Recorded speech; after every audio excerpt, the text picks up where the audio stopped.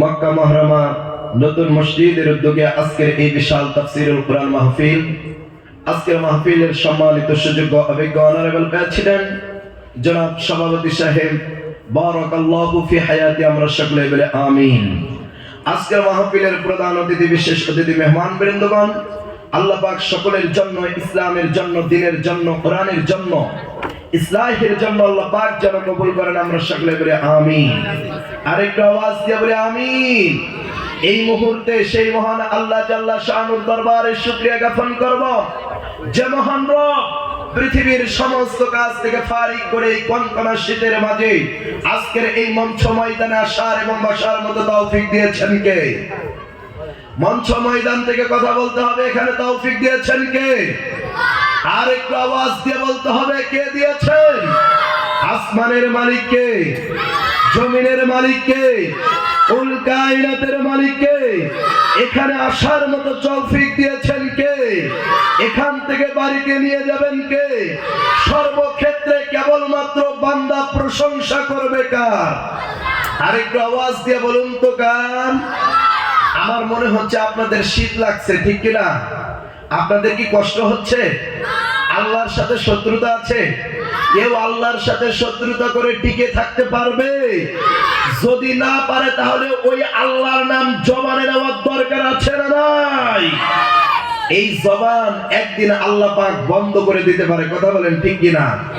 এই জবানটা বন্ধ হয়ে গেলে লক্ষ লক্ষ কোটি কোটি টাকা দিয়ে ওই জবান ফিরিয়ে আনা সম্ভব নয়, কথা বলেন ঠিক কিনা? আজকের এই জবান খরচ করবো আল্লাহর পক্ষে, কথা বলেন ঠিক কিনা? আল্লাহর পক্ষে। এই জন্য সেই মহান রবের দরবারে শুকরিয়া জ্ঞাপন করব, যে মহান রব কনকনা শীতের মাঝে আমাদেরকে নিয়ে আসছেন। এর জন্য আমরা সকলেই শুকরিয়া জ্ঞাপন করি, সকলেই বলে আলহামদুলিল্লাহ। আরেকটু আওয়াজ দিয়ে বলে আলহামদুলিল্লাহ। অসংখ্য দরুদ সালাম শোষিত, নির্যাতিত, নিপীড়িত মানবতার মুক্তির দিশারি দুলালে আমিনা শাহে মদিনা, লিডার অফ দ্য ওয়ার্ল্ড, জগৎগুরু বিশ্বনবীর শানে ওই আকাশের বাতাসকে আবেদন করি, ও বাতাস তুমি যখন এই এলাকার মাটি থেকে বইতে বইতে সুদূর বাংলাদেশ পাড়ি দিয়ে সুদূর সোনার মদিনায় যখন চলে যাবে, এই উম্মতদের দরুদটুকু আমার দয়াল নবীর রওজা মুবারকে পৌঁছে দিও। আমরা সকলেই জবান ছেড়ে বলি সাল্লাল্লাহু আলাইহি ওয়াসাল্লাম।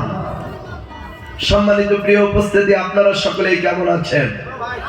প্রাণ প্রিয় যুবক ভাইরা কেমন আছেন? আসলে বক্তা এখানে ওয়াজ করবে, বক্তার সাথে শ্রোতা ওয়াজ করতে না পারলে বক্তার ঠিক মতো ওয়াজ হয় না, কথা বলেন ঠিক কিনা? বলবেন হুজুর আপনার সামনে মাইক আছে, আমাদের সামনে মাইক নাই, আমরা কিভাবে ওয়াজ করব? আপনাদের ওয়াজ করার কৌশল হচ্ছে ঠিক বেঠিক সুবহানাল্লাহ আলহামদুলিল্লাহ। পারবেন তো? একটু আওয়াজ দিয়ে বলেন পারবেন তো? মাশাআল্লাহ। তাহলে আমরা এখানে বসেছি লাভ না লস? একটু কথা বলেন, লাভ না লস? লাভ দিয়েছেন কে? লাভ দিবেন কে? বাঙালি লাভের পাগল, মাগনা পাইলে বাঙালি আলকাতরা খায়, কথা বলেন ঠিক কিনা?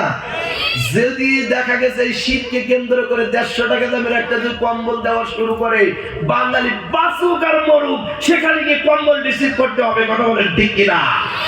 কিন্তু সম্মানিত প্রিয় উপস্থিতি, এখানে আমরা এসেছি এই লাভটা পৃথিবীতে না পাইতে পারি, কাল কিয়ামতের দিন কঠিন মুসিবতের সময় যখন আপনার আমার রব কাহারিয়তের মেজাজ ধারণ করবে, ওই মুহূর্তে আজকের এই মাহফিল আপনাকে আমাকে নাজাত করে দিতে পারে, কথা বলেন ঠিক কিনা? সম্মানিত প্রিয় উপস্থিতি, তাহলে লাভ দিবেন কে? আল্লাহ। আল্লাহ রাব্বুল আলামিন বলেন, وَإِذَا قُرِئَ الْقُرْآنُ فَاسْتَمِعُوا لَهُ وَأَنصِتُوا لَعَلَّكُمْ تُرْحَمُونَ। আর জোরে একটু আল্লাহু আকবার বলা যাবে না তেলাওয়াতের শেষে?